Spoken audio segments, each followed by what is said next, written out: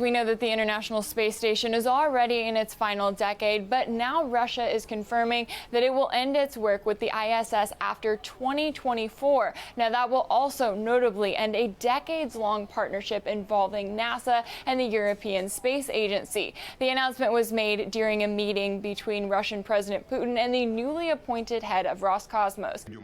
Now we are continuing to work within the framework of international cooperation on the International Space Station. Of course, we will fulfill all our obligations to our partners, but the decision to leave this station after 2024 has been made.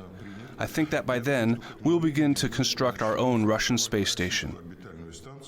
Now, this announcement comes just days after the U.S. confirmed plans to resume flights to and from the ISS with Russia, as past statements have indicated that it planned to continue to work with Moscow until at least 2030. Now, all of this comes, of course, as the U.S. has imposed historic sanctions against Russia, raising questions about how that partnership was even possible. And when it comes to those tensions between the two countries, they have made their way all the way to outer space, as earlier this month, the U.S. accused Russia of using the ISS for political purposes after photos were published that showed Russian cosmonauts holding the flag of the Lugansk People's Republic following a major victory for Russia. Now, when it comes to the future in space, the ISS is set to officially expire in 2031. Now, Russia has said for months now that it plans to move forward with its own projects, specifically working on its own space station. Now, that